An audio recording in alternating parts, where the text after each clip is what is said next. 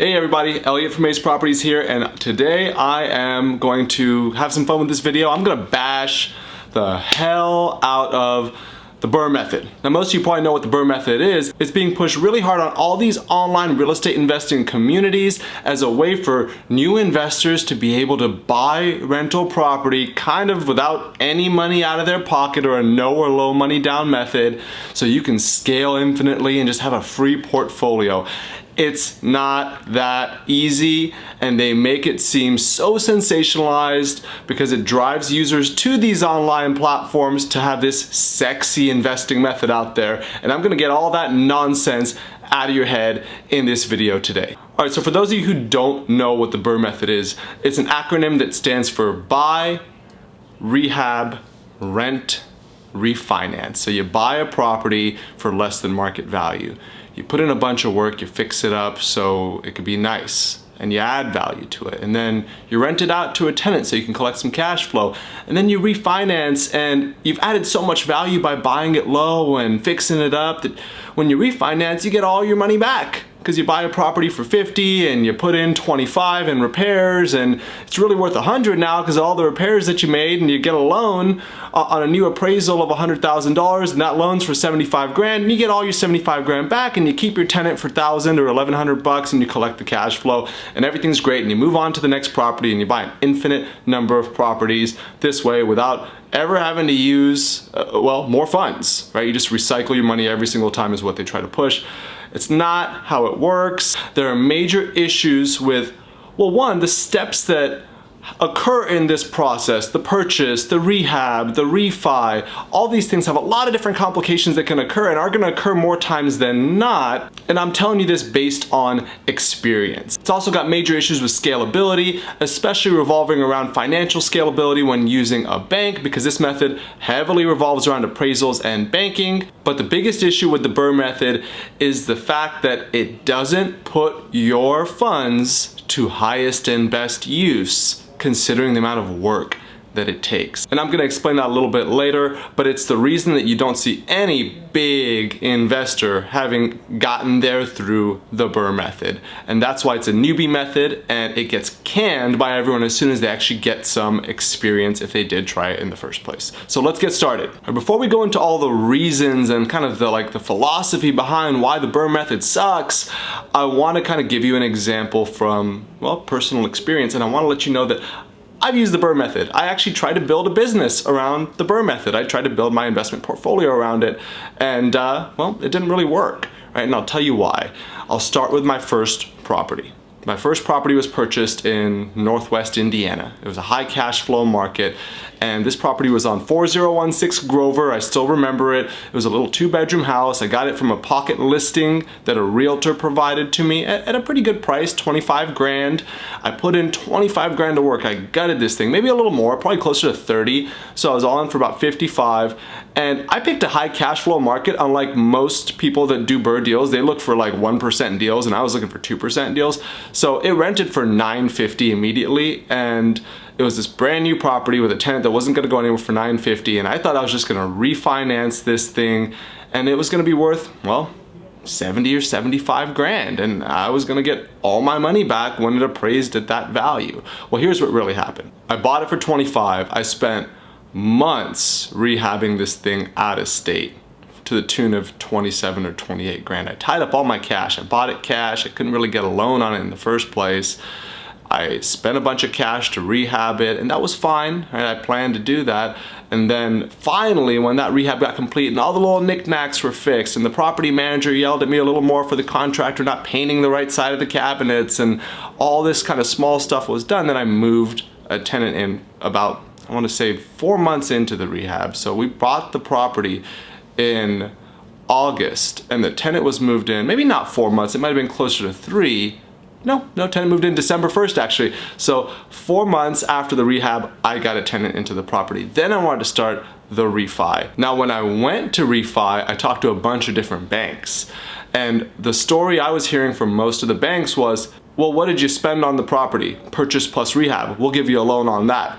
We're not gonna refi you on the market value of it. So I finally found a bank that was willing to go and refi me on the market value, the new appraised value of the property, a conventional lender, but they wanted you to own the property for 6 months before you could do that. It's called a seasoning period before you could refinance at a new value or a reassessment of the property's value. So I waited for the 6-month mark. So my cash is tied up for 6 months. I'm making a little bit of rent money. It's whatever, it's fine. I'm just chomping at the bit to get on to the next deal because I'm just thinking about how well this method's gonna scale, and I'm gonna buy 2, 4, 12, 20 BRRRR properties per year, right, as soon as I can get the refi to go through. And finally, when that 6 month passes and I go to get the refi, the appraisal comes in at 60K. And the lender goes, yeah, I think that's actually a pretty good valuation. I feel pretty good. I'm happy it didn't come in lower. And I'm like, well, I needed it to come in at 75. All these comps are selling for 70 and 75, right? But it just didn't work out that way. The appraiser saw plenty of comps, high, low. They saw some for 75 and they saw some for 40. And well, they chose the ones that thought represented my property best, and they chose the ones for 40 and 50 and 60 because they saw that I bought that property for 25 grand 4 months before. Appraisers look at that, folks. Get it in your head. They're not dumb. They're not just gonna give you this maximum value because they think you fixed the property up. They're gonna see what you purchased the property for, and they wanna see if it's really gained that much value. And in their head, they go, this property was bought for 25 grand. Did it really triple in value in the last 4 months? Right, so I got a $60,000 appraisal and I couldn't even get all my money back out of this property because with a $60,000 appraisal, you can get a loan for 75% of the market value with a conventional loan, and 75% of $60,000 is $45,000. That's the loan I was gonna get, but I was in it for $54,000. And I thought I was in a pretty good place. So I had, if I were to take that loan, been in a position where I was gonna be out about $9,000 on this property after tying up all my cash for that long, putting in all that work, and then I have to make a mortgage payment. I have to make a mortgage payment on that $45,000 loan with interest, and all of a sudden my cash flow gets really small and I get $9,000, or I'm out $9,000, so I got this property for 9 grand, and I can move on to the next deal that's gonna take me another 6, 7 months to do. And really it's not 6 months, guys. The financing process can be submitted to underwriting at 6 months. They want to see it take a little bit longer. It usually ends up taking 6.5 or 7 months on a property like this. So long story short, I sat on this thing for a year while I started to just sell other properties, and I realized that I was making more money selling these other properties that I bought at discounts, that I was putting good work in to buy at a discount, than I was renting out my initial BRRRR property. So I sold my BRRRR property and I made 15 grand or so. I sold it for 75 grand. Actually, so I made 20 grand on it. And I was pretty happy because I hadn't made 20 grand in rents on that thing in the year and change that I'd owned it at the time that I've sold it. And that's when I realized, hold on, I didn't even do this right. I didn't even try to sell this thing, and I made way more money on the sale, way faster than I would have renting it and dealing with kind of the work of having this rental property and watching my property manager and all that stuff. So why the hell would I ever burn another property again? So that's how my brain kind of shifted towards, okay, let's get this right. Let's get my investment philosophy and strategy right. And I'm gonna share with you the key details about the BRRRR strategy that were kind of part of my story there on that property and other properties that ensued that I didn't tell you about, that maybe I didn't put in very black and white terms. They were all kind of through the history of my experience. I'm just gonna throw it at you textbook style for the rest of this video. All right, the first problem with the BRRRR method is the process actually going as planned, or as it's kind of marketed to be by all these BRRRR advocates out there. And the first step of the BRRRR process is finding a deal. And that's way harder than you might think it is if you haven't had to go find a deal first. And if you have had to go find a deal on your own at a discounted price, you know exactly what I'm talking about in a peak market. Everyone's willing to overpay, and everyone out there is a BRRRR property advocate, and they want to buy BRRRR deals, so they're willing to pay more than you because they don't care how much money they make because they're dumb investors.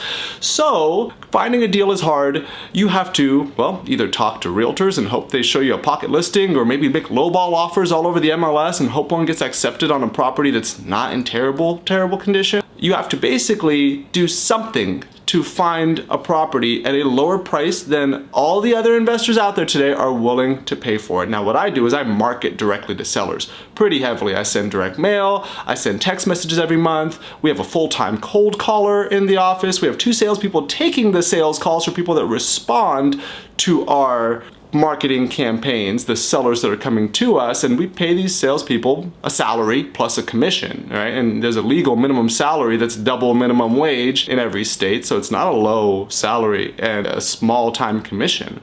They're doing their job. There's an expense to finding these off-market deals, not to mention there's a lot of work associated with it. I do this full-time every day. This is my job. And there's a lot of money associated with marketing. It's not even the employees, but all the direct mail, the text, the ringless voicemails, the data we have to buy, the software engineers we hire to scrub data off the internet to actually find good deals on a consistent basis. That comes out to $5,000, $6,000, $7,000, $8,000 a month, and we do it very efficiently because we've been doing it for years. We know exactly how to keep that cost down.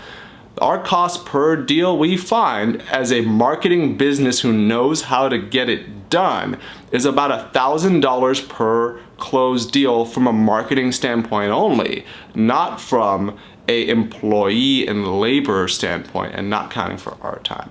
So finding good deals is hard. It's a full-time job if you want to make it one. We have a big engine that makes 8 to 10 deals per month here, which is great for us. And I would say when we were newer, an engine of the same size was only getting 1 or 2 deals per month on many months. So if you need to find a BRRRR deal, you got to get to work, and that's before the process starts. The 6-month process you need to close the deal, you might spend 2-3 months, if you're good, finding a good deal. And you might reach out to wholesalers or realtors or market on your own and do all this work and spend all this money to find a good deal. So it's not that simple. The BRRRR buyer that buys the property for 70 and hopes to put in $5,000 into it and then all of a sudden it's gonna be worth 100, they're dead wrong. You've got to find the property that's already worth 70 and then you're buying it for 50 because you got a good deal, and then you're putting $5,000-$10,000 into it and hoping the appraiser is on your side when they get out there and value the property. So finding a good deal is hard. Okay, the next thing you got to do is actually way harder than finding the good deal, ironically. It's rehabbing the property. And get this, I said it earlier, you can't buy a $70,000 property, put $5,000 into rehab. I'm gonna paint it and put some carpet in there and maybe like change the tiles like on the bathroom floor, and then expect an appraiser to come in and say it's worth 100. You gotta find a deal that's not only at a discount, but probably requires substantial improvements to the property, because to improve the value, you've got to improve the property in the appraiser's eyes. So you buy this thing and you're doing a $25,000 rehab, and for most of you who want to do BRRRR deals that actually cash flow, a $25,000 rehab out of state is a lot of work, money, and headache. Contractors suck, and property management companies don't want to do $25,000 rehabs for you. They're management companies. They don't want to be your project manager on these things. So you got to go find some contractors or a service provider that's willing to do this for you that's not going to give you a very good deal. They're going to want to make money. So you probably have to go out and find contractors and create a system to manage them well, and then monitor them along the way. Make sure they're doing work as intended on time, which is the hardest thing. Take your rehab time, rule of thumb here, take your rehab time and double it for every single deal if you're an out-of-state flipper with some experience. If you're inexperienced, triple it, quadruple it, right? It's gonna take time. You're not gonna be great at it the first time around. If you're lucky, you might be, but I don't know. I've done enough of these and I've got experience, and they're still always a headache, these out-of-state rehabs. So rehabbing the property isn't easy. It's time-consuming, it's money-consuming, and it's stressful. But the next step is, difficult as well. And I'm not talking about finding the tenant. That takes a little bit of work, and it could take a little bit of time. It might take you 2-3 weeks or a month to find a good tenant out there. It might be shorter if you're in a good time of year and you have a really attractive property. Sometimes you find them within a week or within days even.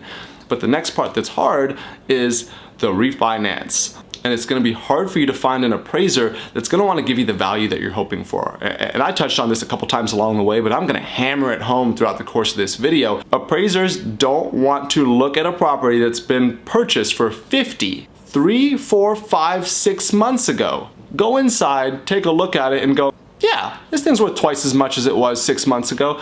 Come on, folks. Appraisers are so skittish, especially in these out-of-state markets, because of what happened in the last crash. The regulations on appraisers that try to prevent them from giving overzealous valuations have them so scared of losing their licenses because of all the fraudulent appraisals that were happening in 2006 and 2007 that appraisers are now overly conservative. Your property might really be worth $100,000, but good luck getting it to appraise if they saw it purchased for $50,000. They're likely to go in and go, looks like about 20 grand of work was done to this property. I'm gonna give them an extra 30 grand of value.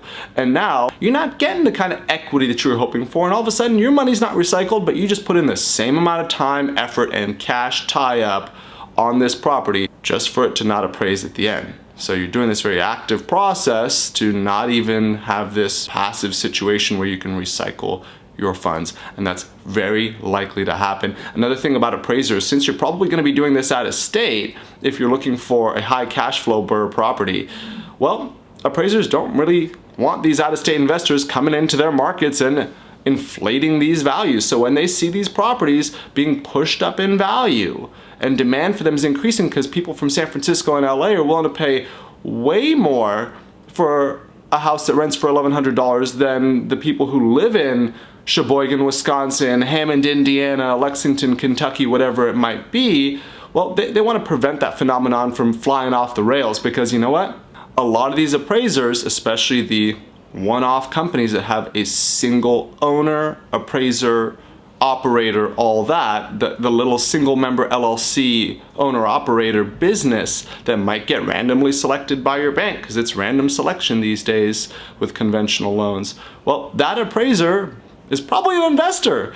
I've never ever met a one-man band appraisal company that doesn't also buy rental property. And they live in that market and they think they're the expert, and they sure as hell don't want you coming into their market and raising the prices. The local investors in out-of-state markets hate out-of-state investors. They hate out-of-state investors. I'm gonna say it one more time. They hate you. They hate me because we're inflating their market. Really, it's just one man's trash. They don't see their properties as, well, valuable as we do, right? But their appraisers happen to have an impact on the result of your project. So you're stuck with it. And that kind of segues me into the next issue with the BRRRR method, and that is, well, scalability. It's really hard to scale with the BRRRR method. Now think of everything that you just did, right? You bought the property, you spent a lot of time finding the good deal. You spend time putting together a scope of work and working with contractors and getting multiple bids and managing the project and dealing with all the runaround of stuff going wrong and the delays and all that stuff. You tied up your cash, you put forth some energy and stress, not just your time and your money, but there's a bit of headache involved in these BRRRR projects, and that's okay for an active investor because that's what you're looking to do. You're doing them all because you believe in the scalability of the method. You think you can take this one seed fund and just cycle it over and over and over and over and grow this infinitely large portfolio with your first $70,000 that you'd saved up. And it's just not the case. And most of the reason scalability with BRRRR is an issue is because of banking and financial issues with the process. And like I said in the previous section, good luck with your appraisals. That's just one of the problems. Appraisals not coming in at value can really throw a snag into your BRRRR deal, because if you don't get all your money back, then you have to wait to save some more money to do your next deal and get into your next headache. And remember, scalability is about two things. It's about resources and time. So there's another issue inherent to that in the fact that you have to actually wait to do that next deal. So maybe you can't start your second BRRRR deal until month 10 when you had planned to start it immediately at month 6, or maybe you can't start it for a year. We see a lot of investors take a full year to complete their first BRRRR deal and it still doesn't come out as planned, and then they have to wait a little bit longer. So how fast are you going to be able to get to your passive income number and financial freedom by building up a whole bunch of equity in these houses that you're recycling, but making only $100 or $150 cash flow a month if you can only buy one property a year or even 2 properties a year? Now, you know your freedom number. I can't decide on it for you. For me, I mean, I want to be able to have, in the short term, $10,000, $15,000 a month in passive income, not from my business, or in the long term, I want $1 million a year in passive income. And how long would it take for you to get to even $100,000 a year if you're only making $1,200, $1,500, or $1,800 per property? You'd have to do 50, 60, 70, 80, 100 BRRRR properties to get to your passive income number. If you're getting $1,200 a year net cash flow with a conservative pro forma on your BRRRR deal, then to get to $10,000 a month, you've got to get to $120,000 a year. You've got to do 100 BRRRR properties. And if it takes you a year to do each one, that's 100 years. Just go stick to your day job and get a pension, and you'll get better passive income working for the state somewhere and retiring at 59 and a half or 62 or 63 or whatever it is. You're not getting financial freedom off 100 BRRRR properties. You're going to kill yourself with a heart attack by year 10 because you're dealing with so much contractor nonsense to make so little money. That's why it's not scalable from an appraisal standpoint, because if values come in low, time becomes a huge issue. But like I said, it's not just appraisal. You've got to actually get approved by the bank to give you the loan in the first place. Who said they'd even give you the loan and get to the point where they'd appraise the property? Because with conventional lenders, debt to income ratio is important, and that means the more debt you accrue through these BRRRR properties, these loans, the more income they want to see you make, and a disproportionately higher amount of income than debt to give you more loans. And at some point they're gonna go, well, John Smith's got 3 BRRRR properties and he's got mortgage payments of $500 on each and he only nets $150 a month on each, and his job's income hasn't changed and his home mortgage hasn't changed, so we can't write him any more loans because his debt's starting to grow and his ratio of debt to his income has actually increased just by taking on more property loans, even if they're cash flowing properties. They're not cash flowing enough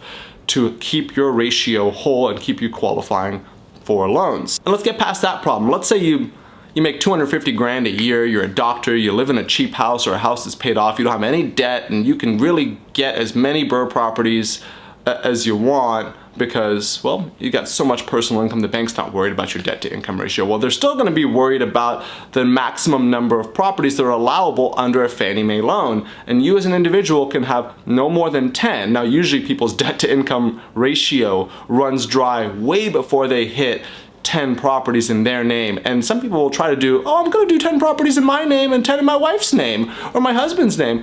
Bullshit. 20 properties and you think your debt to income ratio is going to support that? If you made that much personal income between you and your wife, I assure you, you would not have the time, energy, or effort, or you would value your time and effort more than to do BRRRR deals that makes you $100 a month on each property anyways. So you're probably going to hit the debt to income ratio issue first, and if you're one of the rare few and you really want to push it further, you're maxed out at 10 per person. And then you can't grow any further. And what happens when you want to own more than 20 units as a real estate investor because you want to hit financial freedom?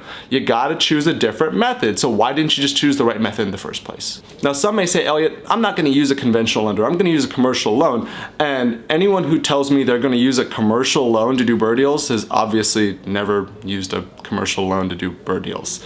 Right. I work with commercial lenders very, very, very often. I've done over 100 deals with commercial lenders, and I know what they look for. They look for different things than conventional lenders do. Now, commercial lenders don't look at your debt to income ratio very closely. They want to make sure that you as an individual can financially support yourself, and the properties that they're qualifying for financing on their own can financially support themselves. They cash flow adequately enough, and they want to make sure that all your properties in your portfolio that you have other loans on also cash flow adequately, that you wouldn't have to use the income from the property they're trying to write a loan for you on to pay for the incidents that occur and the expenses that occur in the other properties that you have. And that's going to be an issue because when a commercial lender looks at this property that you bring them, this BRRRR property that, well, it's supposed to be worth $100,000 and they're getting you a loan for $80,000, but your cash flow is only $100 a month by your calculations, and they run their extra conservative calculation, well, the property is not going to meet their cash flow requirements, right? They want to see a certain debt coverage ratio, and what that means is if you've got a property that you're trying to get a loan on with a $400 a month mortgage, when you calculate the numbers or the lender calculates the numbers, well, they want to see a 1.25 debt coverage ratio, and that means after all expenses, all expenses, and they're conservative about their expense calculation more than we are, and probably more than you are. They want to see a 1.25 debt coverage ratio, and that means your property's got to be bringing a net of $500 a month. 500 divided by 400, the mortgage amount is 1.25. A lot of BRRRR deals are not going to meet this requirement. We found that to meet a commercial lender's requirements and really get 80% loan to value on a property, you've got to be able to generate right around a 7.5 or 8% cap rate, which is higher than you get on a 1% deal. And remember, that's using their expenses, which are always heftier than the expenses that are realistic for the property, because they're being hyper conservative and making sure they're giving out a safe loan. Now, the other issue with commercial lenders and BRRRR deals is the valuation process. Commercial lenders will never, ever, ever give you a refi on a property shortly after you bought it, so that the loan puts all your money back in your pocket, because the commercial lenders, underwriters, want to make sure you, the investor, has skin in the game. And what that means is if you go to the commercial lender and go, I bought this property for 50, I put 20 into it, but I promise it's worth 100 now. They don't care. The maximum loan they'll give you is the 50 plus the 20. If you can provide verification of the 20 you've spent on the property. And they're not gonna give you a loan on 50 plus 20. They're gonna give you 80% of that 70 total if it appraises at that value. So you're gonna run into the appraisal issue in just a completely different way, or value issue in a completely different way with a commercial lender rather than a conventional lender. So it just doesn't work that way either. So when you hit that 10 property max, that debt to income ratio max with your conventional lender, you can't just switch to commercial and just keep this party going for the rest of your life. In fact, you don't even want to bring a commercial lender a deal if you've got a bunch of previous BRRRR deals in your portfolio behind you, because they're gonna look at what's called global cash flow. And they look at your whole portfolio and go, okay, John Smith wants to buy a new property, but John Smith's new property has a bunch of other properties sitting next to it in John Smith's portfolio. And yeah, his new property meets our cash flow requirements, but John's income's the same as it always was. And all his other properties, well, they don't seem to meet our cash flow requirements, so we see them as a liability. So we're not gonna approve John's new property for a loan, because we think that the rents from John's new property, if shit hits the fan, might have to be used to pay off expenses on John's other properties and not its own mortgage, and they see that as a risk. So global cash flow means they look at your whole portfolio and go, how well does this cash flow? And if you got a bunch of BRRRR deals and you go, but I got so much equity in them, they don't care. They're looking at your debt service versus your cash flow on those properties, and if they're not happy with it, they're not writing you a loan. So you could really sabotage yourself in the future when you finally realize that 3-4 BRRRR deals into it, it's a terrible method. And, you know, I'm just gonna go buy cash flowing multifamily the right way. Commercial lender's not gonna give you a loan because you've been naughty when you started your investing career and didn't set the path correctly from the beginning. And guys and gals, I'm not done yet. Scalability is the second reason that the BRRRR method doesn't work out, and it's a big reason, but there's an even bigger reason you shouldn't do it. And this is a more philosophical reason, and it's basically the fact that the BRRRR method doesn't put your available funds, and by funds I mean your cash and your total equity in your properties, it doesn't put your available funds to highest and best use. What do I mean by that? Well, think about the BRRRR method. Think about what you're doing. You're buying a discounted deal, so you're putting in work to buy a discounted deal, and then you're putting in money to improve the property, and then you put in a tenant and then refinance it after 6 months. Why? You just basically did everything a flipper does to generate the margin that a flipper seeks to generate, and then you didn't sell the deal and take the profits? What? Why would you do that? Why would you pass up on the 25 grand profit on your property if you can actually be good at finding a deal and be good at rehabbing a deal? Why would you take $100 or $150 a month instead of 25 grand? Now some say, well, I'm in it for the long term, not the short term money. Well, that's kind of bullshit, because if you actually recycled the funds from the flip profits to do more flips, since you're so good at getting them done in a couple months with these BRRRR deals, if you sold 4 a year, you'd make more money than if you kept 2 BRRRR properties in a year and you were really fast about those. And if you reinvested the funds from those 4 a year that you actually buyed, rehabbed, sold, then not only would you make a lot more money, but you'd actually be able to do way more deals at an even faster pace. And before you know it, well, you're running a really profitable business that generates quite a bit of revenue, doing exactly what you would have been doing if you were doing BRRRR deals. And you keep it going as long as you want, and then you invest the excess revenue in passive income, stable, high cash flow property that truly doesn't take work from you when you've got more than what you know to do with. So active investing, putting money into BRRRR properties, is actually a revenue generating activity. Tying up your cash, investing your time and effort to create a huge equity position, liquidate it if you've been able to do that well. You will make more money, and even if you don't do it that well, if it takes you 6 months to do the flip version of a BRRRR, or 9 months to do the BRRRR version of it where you actually refinance, you could still do 2 a year and make a heftier profit than you would if you did the rental thing. Now people tell me also, well, you gotta pay realtor's fees and closing costs and taxes and all these different expenses. Now let me break that down for you. Closing costs are not that expensive. Closing costs are $1,200 for title and escrow. Don't pay your buyers lending fees. Hell, if you've got a good cash flowing property, don't fix it up and sell it to an owner occupant, put a tenant in it, and then sell it as a rental property on the market. Sell it on BiggerPockets. Tell someone they're paying the closing costs. I do it all the time. It works. Even before I had a big sales engine with employees and all that, I was just sitting on my kitchen counter and I'd throw a deal that I was done BRRRRing on BiggerPockets to sell it, and it would sell within the week. And with that, I'm not paying a realtor fee.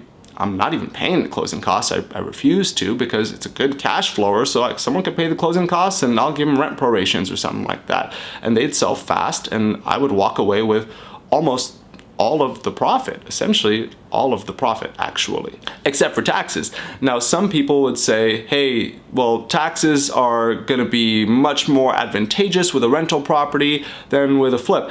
And I say, you must not understand how the taxes work with that. Now they are slightly more advantageous with the rental property, but you're also making a lot less money. And I'll break down the advantages. With a rental property, you get to do something called depreciating your asset.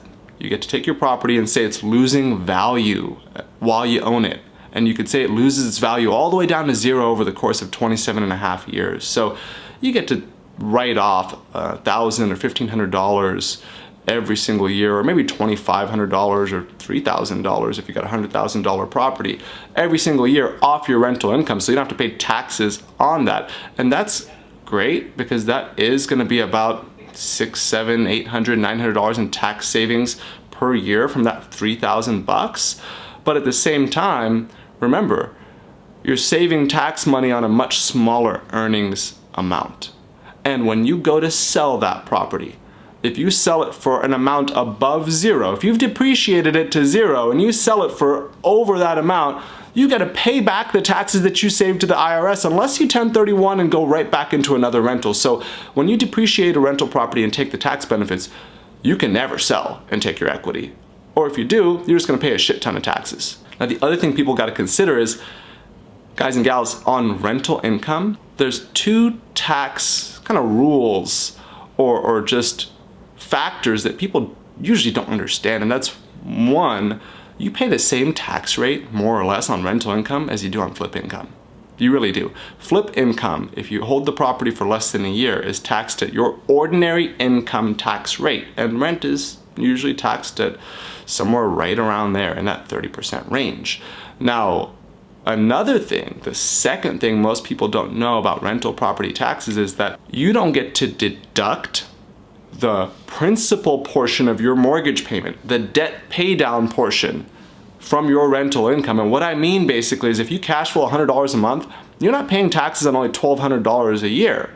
You're paying taxes on $1,200 a year plus whatever portion of your monthly mortgage payment was actually used to pay off the total debt, because that's considered income as well. So if you paid off your debt by an amount of $2,000 a year, then you're paying taxes on $2,000 and $1,200, $3,200 as your total rental income, not just the $1,200. So it's not that simple. It's not that advantageous from a tax position, especially if you want to go and sell the rental property.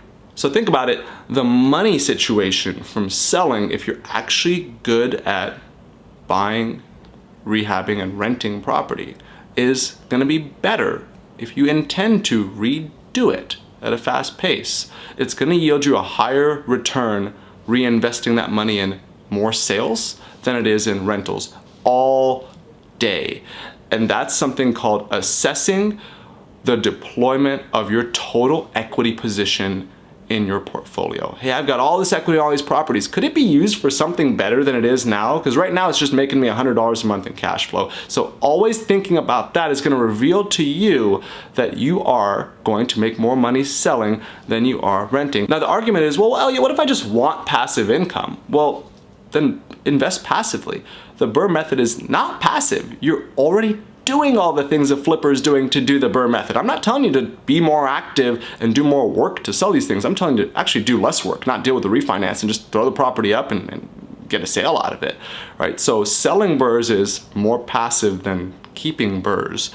And BRRRRs altogether, or purchasing at a discount and rehabbing, is much more active than buying a stable property with 20% down. So if you can make a ton of money doing the active stuff, then you can reinvest it into passive stuff when you have surplus funds. So there's my BRRRR rant. I mean, just to rehash things, I've done it. It's not as pretty as people think. I thought it was as pretty as they made it seem online, but it's just not, right? It's very much clickbait type material that gets users on these big online forums and online blogs. It has issues with its process that don't go right many times, and that's not usually discussed on these online platforms and by advocates of BRRRR that have done 0 or 1 deals. It's got issues with scalability, especially pertaining to valuation and financing in a lot of different ways. And it just doesn't put your funds to highest and best use. In fact, I've never come across an investor who's really retired off real estate with a substantial portfolio that exclusively does BRRRRs. And a lot of them do value add on large commercial properties, but they always have an exit.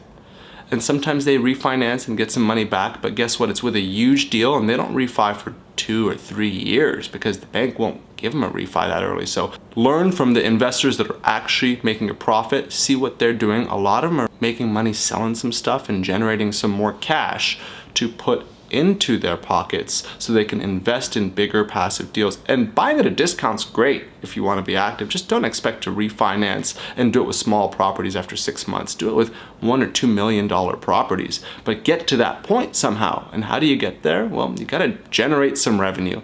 So think about this. Why would you want to make $100 or $150 a month in passive income if you don't actually have enough money coming in from other more profitable sources that'll allow you to invest passively at a rate that meets your goals?